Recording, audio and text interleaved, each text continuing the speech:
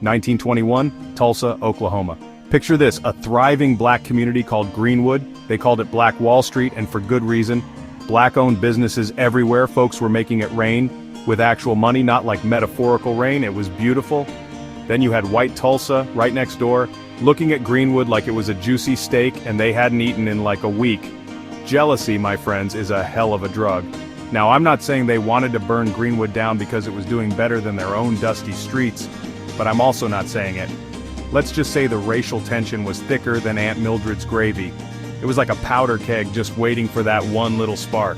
And trust me, that spark came in the most ridiculous way possible.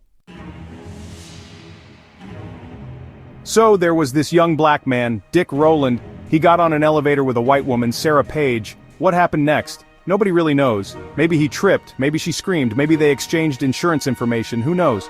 But rumors started flying faster than a toupee in a hurricane. Before you know it, Dick Rowland was public enemy #1, accused of assaulting a white woman. Now we've seen this movie before, right? Doesn't end well. White folks in Tulsa were ready to burn the whole city down over this. They formed a mob and went looking for Dick, who, by the way, was probably just chilling at home wondering how his life got so dramatic. The black community, being the real OGs they were, said, "Nah, we ain't letting you lynch nobody today." They armed themselves and went to the courthouse to protect Dick, and that's when all hell broke loose. Over the next 2 days, white mobs, some even deputized by the police, because, why not, went full-on rampage through Greenwood. We're talking burning, looting, shooting, the whole 9 yards. They even dropped bombs from planes like something out of a war movie, except the enemy was just black people trying to live their best lives. By the time the dust settled, literally, Greenwood was gone.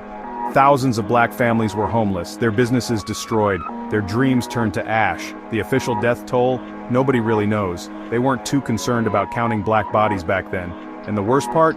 Nobody was ever held accountable for any of it. No justice, no peace, just a whole lot of pain and a giant cover-up. They tried to sweep it under the rug like it was nothing. For decades, the Tulsa Massacre was barely a footnote in history books. They didn't want you to know about it because then you might start asking questions, right? But you know what they say? Truth will out. Survivors started speaking out, historians started digging, and finally the world started paying attention. The Tulsa Massacre is a reminder that America's history ain't always pretty, and sometimes it's downright ugly. But it's also a reminder of the resilience of black people.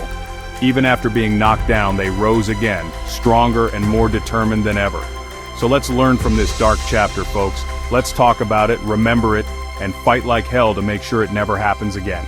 Because, as we all know, history has a funny way of repeating itself, especially when we're not paying attention. So, plug in, like, comment, subscribe, and hit the bell icon to be the first notified for new content.